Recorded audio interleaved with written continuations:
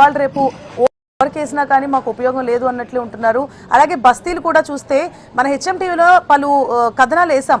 చాలా రకాల కాలనీల్లో ఎన్నో రకాల సమస్యలు, అంటే దైనందిన జీవితంలో వాళ్ళకి రెగ్యులర్గా అవసరమైన విషయాల్లో కూడా ఎన్నో ఇబ్బందులు ఎదుర్కొంటున్నారు. అందరూ ప్రజలు కూడా విసిగిపోయి ఉన్నారు. ఏ పార్టీ వచ్చినా మాకైతే ఉపయోగం లేదు అన్నట్లు. సో ఇప్పుడు న్యూట్రల్గా ఉండే ఓటర్లు ఎవరైతే ఉంటారో వాళ్ళ ఓట్లు చాలా కీలకంగా మారుతాయి. మరి ఇప్పుడు ప్రజెంట్ అయితే ఎలాంటి వారు ఎక్కువగా వచ్చి ఓటు హక్కు వినియోగించుకుంటున్నారు?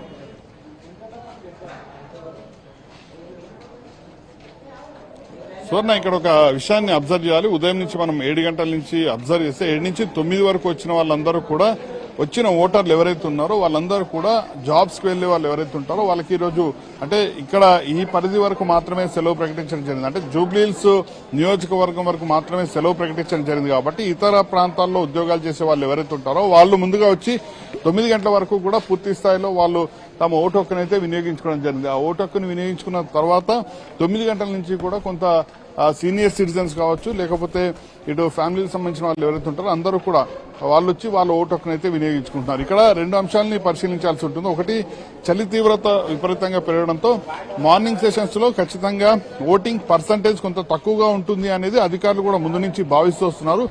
10 గంటల తర్వాత నుంచి కొంత ఓటింగ్ అనేది ఖచ్చితంగా కొంత పెరిగే అవకాశం ఉంటుందని కూడా భావించలేదు. అయితే గతంతో పోలిస్తే ఈసారి కొంచెం మెరుగ్గానే ఉందని చెప్పాల్సి ఉంటుంది. ఎందుకంటే ఉదయం 9 గంటల వరకు అంటే 2 గంటల ప్రాంతంలోనే దాదాపు 10% పోలింగ్ నమోదవడం జరిగింది. గతంతో పోలిస్తే ఈసారి కొంతవరకు మెరుగ్గానే, మొదటి 2 గంటల్లోనే కొంత మెరుగ్గా ఉందని చెప్పాల్సి ఉంటుంది. అయితే ఇప్పుడు 11 గంటల వరకు చూస్తే 20% వరకు కూడా నమోదవడం జరిగింది. కాబట్టి ఖచ్చితంగా సాయంత్రం ఈ లోపల 6 గంటల వరకు ఎవరైతే క్యూ లైన్లలో ఉంటారో వాళ్ళందరికీ కూడా ఓటు వేసే హక్కు కల్పిస్తాము, ఓటు హక్కుని కల్పిస్తామంటూ కూడా అధికారులు కూడా ఇప్పటికే చెప్పడం జరిగింది. ఎవరైతే 6 గంటల వరకు ఉంటారో వాళ్ళకి స్లిప్స్ ఇస్తాము, ఆ స్లిప్స్ బేస్ చేసుకునే వాళ్ళందరూ కూడా ఓటు హక్కును వినియోగించుకోవచ్చు అంటూ కూడా చెప్పడం జరిగింది. కాబట్టి ఇప్పుడు అంటే 1 గంట నుంచి 2 గంటల మధ్య కొంత డీలే అయినప్పుడు కూడా మళ్ళీ 3 గంటల నుంచి సాయంత్రం 6 గంటల వరకు కూడా పెద్ద సంఖ్యలో ఓటర్లు వచ్చి ఓటు హక్కును వినియోగించుకునే అవకాశం ఉంది. ఎందుకంటే 4,165 మంది ఓటర్లు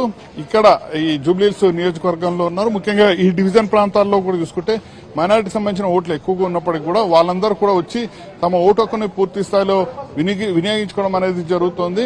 కాబట్టి ఖచ్చితంగా మైనారిటీలు తమ ఓటు హక్కును పెద్ద సంఖ్యలో వినియోగించుకుంటున్నారు. అలాగే మిగతా ప్రాంతాల్లో కూడా ఓటు హక్కును వినియోగించుకునే వారి సంఖ్య ఎక్కువగా ఉంటుంది. కాబట్టి ఈసారి పోలింగ్ పర్సంటేజ్ పెరుగుతుందనేది అధికారులు అయితే భావిస్తున్నారు. మరోవైపు పోలింగ్ సరళిని పరిశీలించడానికి జీహెచ్ఎంసీ కమిషనర్ అలాగే జిల్లా ఎన్నికల అధికారి కర్ణన్ ఎప్పటికప్పుడు ఆయన జీహెచ్ఎంసీ హెడ్ క్వార్టర్స్ లో ఏర్పాటు చేసిన కమాండ్ కంట్రోల్ నుంచి పూర్తి స్థాయిలో భద్రత మొత్తాన్ని కూడా పర్యవేక్షిస్తున్నారు. అలాగే ఈసారి దేశంలోనే మొదటిసారిగా ఏదైతే డ్రోన్ వ్యవస్థను తీసుకురావడం జరిగింది, డ్రోన్ ద్వారా భద్రతని ఎక్కడికక్కడ పర్యవేక్షించే విధంగా, ఎలాంటి ఇబ్బందులు లేకుండా పర్యవేక్షించే విధంగా డ్రోన్ సిస్టమ్ ను కూడా తీసుకురావడం జరిగింది. ఆ సిస్టమ్ కూడా సక్సెస్ అవడంతో ఖచ్చితంగా ఈసారి పోలింగ్ పర్సంటేజ్ పెరుగుతుంది అనేది అయితే ప్రతి ఒక్కరు ఆశాభావాన్ని అయితే వ్యక్తం చేస్తున్నారు. ఖచ్చితంగా 3 నుంచి సాయంత్రం 6 వరకు కూడా మధ్యలో 1 గంట 2 గంటల సమయంలో కొంతవరకు కూడా లంచ్ బ్రేక్ టైం ఉంటుంది. కాబట్టి చాలా మంది చాలా తక్కువగా వస్తారు అని అయితే అధికారులు అయితే భావిస్తున్నారు. కానీ 3 నుంచి మళ్లీ 6 గంటల వరకు కూడా ఖచ్చితంగా పోలింగ్ పర్సంటేజ్ అయితే ఎక్కువగా ఉండే అవకాశాలు అయితే ఉన్నాయని చెప్పాల్సి ఉంటుంది.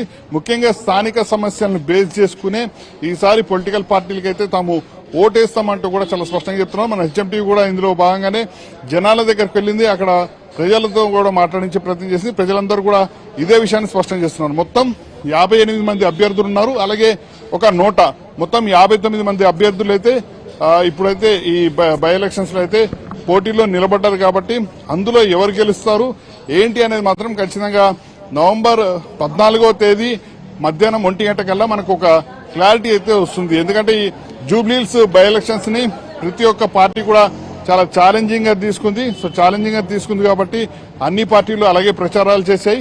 అధికారులు కూడా అదే తరహాలో ఏర్పాట్లు కూడా చేయడం జరిగింది. కాబట్టి పోలింగ్ పర్సంటేజ్ పెరిగితే ఎవరికి వాళ్ళు తమకే లాభం అనే ఒక దాంట్లో ఉంటారు. కాబట్టి ఈసారి